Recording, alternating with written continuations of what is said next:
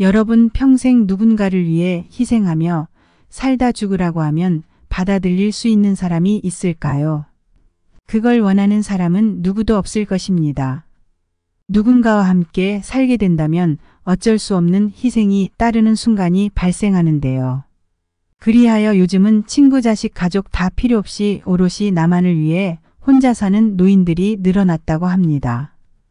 오늘은 평생 가족을 위해 희생하다 세상을 떠난 어느 할머니의 이야기를 들려드리겠습니다. 이 할머니의 이야기를 들어보신다면 노후에 혼자 살아야 하는 이유에 대해 어느 정도는 이해가 가실 것입니다. 안녕하세요. 행복한 노후입니다. 영상을 시청하시기 전 구독, 좋아요, 알림 설정 부탁드립니다. 댓글로 여러분들이 소망하고자 하는 바를 적어주시면 제 채널명이 행복한 노후인 만큼 여러분들의 편안한 노후를 위해 기원드리겠습니다. 영상을 끝까지 시청해 주신 분들께 편안한 노후가 한 발 더 빠르게 찾아올 것입니다. 자, 시작합니다. 충남에 살고 있는 어느 할머니의 이야기입니다. 이 시할머니는 일찍이 결혼하여 아이 넷을 낳았습니다. 집이 부유하지 않은 탓에 남편과 할머니 모두 안 해본 일 없이 열심히 일하였지요. 그렇게 정신없이 사는 와중에 남편이 과로로 쓰러지게 되었습니다.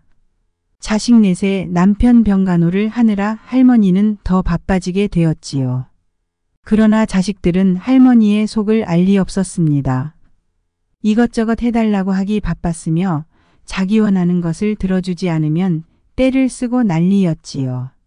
그러나 할머니는 아빠가 아파 집에 안 계시는 빈자리를 채워주기 위해 더 노력했습니다. 투병 생활이 5년 이상 길어지던 시점에 남편이 세상을 떠나게 되었습니다. 할머니는 세상이 무너져 내리는 슬픔이었지만 남겨진 자식을 생각하면 눈물 흘릴 틈이 없었지요. 정신없이 일만 하던 세월이 20년이 지나버렸습니다. 슬아의 자식들은 모두 자기 짝을 찾아 떠났고 할머니도 이제 할 일을 다하였으니 좀 쉴 수 있겠구나 생각했습니다. 그러나 세상은 할머니를 가만히 놔두지를 않았습니다. 이번에는 친정에 계신 어머니가 치매 증상을 보인다는 소식을 듣게 되었습니다. 할머니에게 형제는 오빠 하나와 남동생 하나가 있었는데 동생과 오빠 모두 어머니를 요양원에 모시자고 하였지요. 그러나 할머니는 그렇게 할 수 없었습니다. 나를 낳아주시고 키워주신 어머니를 요양원에 보내버릴 수는 없는 노릇이었습니다. 이제 자유를 찾은 듯 했지만 어머니를 위해 집에서 치매 어머니를 모시기로 마음먹었습니다.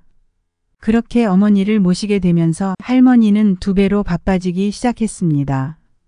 낮에는 일을 나가야 하는데 집에서 어떻게 지낼지도 모르는 어머니 때문에 일도 그만두게 되었고 생계를 책임져야 하니 요양보호사 일을 시작하기 위해 공부를 하게 되었습니다. 예전에 남편 병간호를 했던 것을 생각하고 치매 어머니를 모시는 일을 너무 쉽게 생각했습니다.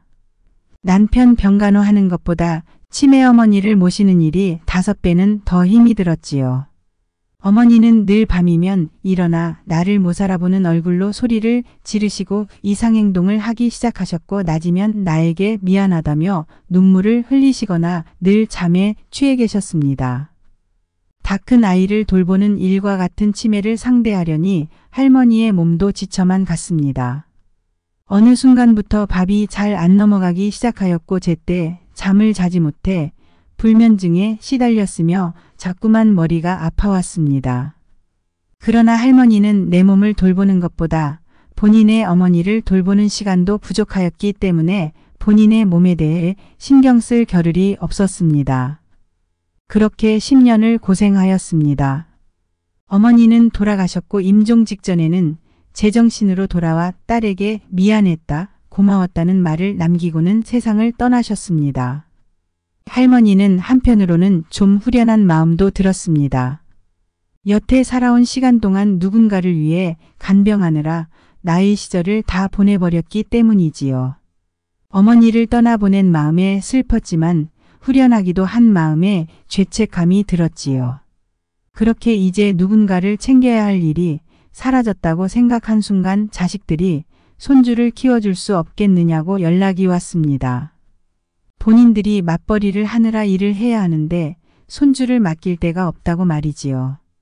거절할 수는 없는 노릇이었습니다.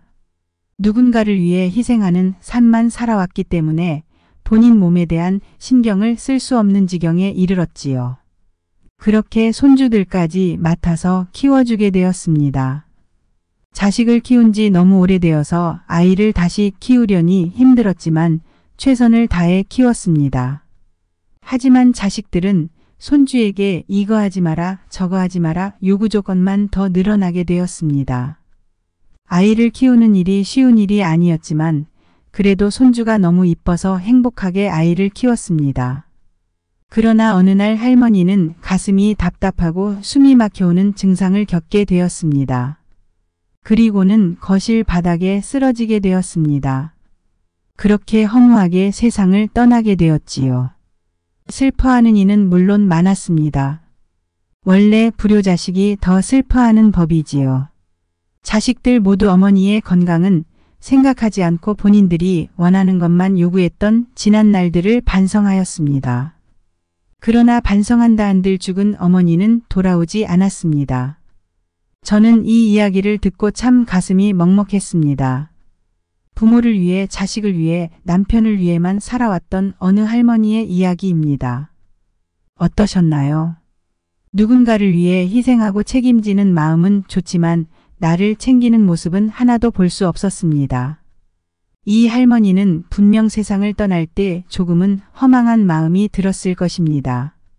노후에 혼자 사는 것이 편한 이유는 이런 것 때문 아닐까요? 나를 위한 인생을 한 번쯤은 살아봐야 하지 않을까 생각이 들었습니다. 나도 여태까지 자식을 위해, 부모를 위해, 남편을 위해 살아왔지만 말년의 몇 년만큼은 오롯이 나만을 위해 살아가고 싶다고 생각이 들었습니다. 여러분 사랑하는 사람들을 외면하라는 말이 아닙니다. 적당한 조절이 필요하다는 말을 드리고 싶습니다. 사랑하는 사람들을 위해 희생하는 삶도 보람이 있지만 나 자신도 돌아볼 줄 아는 인생을 살아야 마지막에 세상을 떠나는 순간 후회 없이 살다 가지 않을까요? 또한 자식에게도 적당히 하는 것이 중요한 것 같습니다. 우리 부모들은 자식에게는 한없이 약해지는 것은 당연한 일이지만 그래도 적당한 거리를 유지하는 것도 비참한 임종을 맞이하지 않는 방법 중에 하나라고 할 수 있겠습니다. 오늘 영상 유익하셨다면 구독, 좋아요, 알림 설정 부탁드립니다. 영상을 끝까지 시청해주신 여러분 모두가 행복한 노후를 맞이하시기를 기원드립니다. 감사합니다.